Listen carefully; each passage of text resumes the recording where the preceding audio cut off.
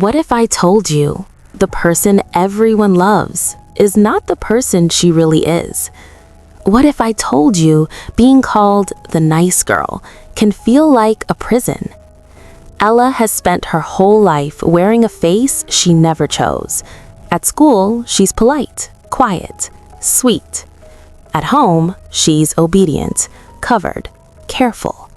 Everyone thinks they know her, but standing in front of a mirror, dressed in clothes she didn't pick, about to walk into a party she doesn't want to attend, Ella feels like a stranger inside her own body. Because there are three versions of her: the girl the world sees, the girl her friends expect, and the girl who exists only in her thoughts. The last one is scared. The last one is angry. The last one is tired of pretending. Tonight is supposed to be fun, but tonight feels dangerous.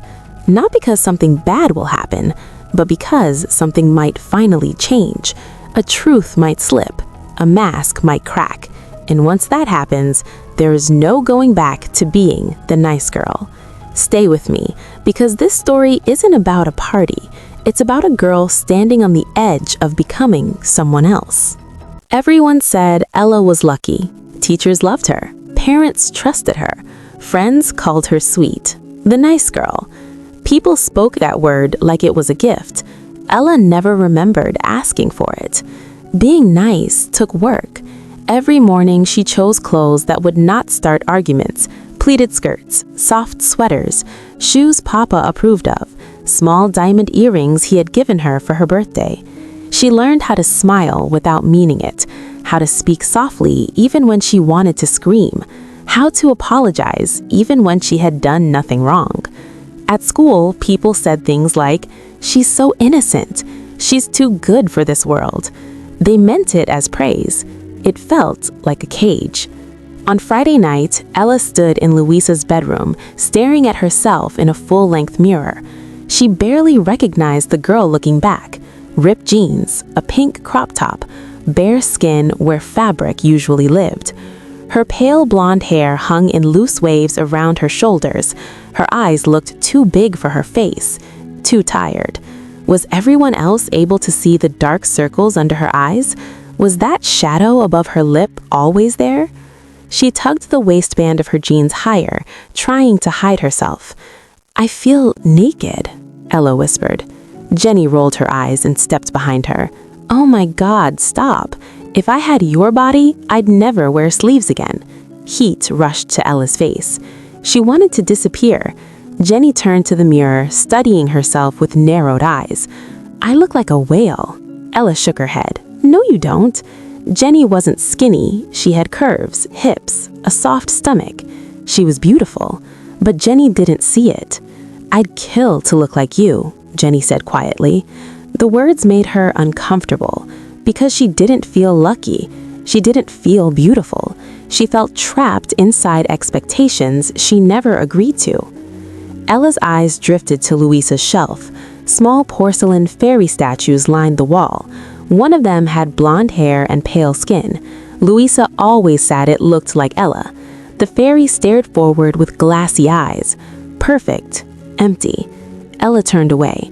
She grabbed a burgundy hoodie from Luisa's bed and pulled it over her head, even though the room was warm. Papa's voice echoed in her mind. "You look like a whore. Cover yourself." Her stomach twisted. Luisa walked out of the bathroom wearing a deep red dress that hugged her athletic frame. She looked confident, untouchable. "Well?" Luisa asked. "You guys ready?" Physically, Ella nodded. Mentally, she felt like she was standing at the edge of a cliff. The three girls stood in front of the mirror together.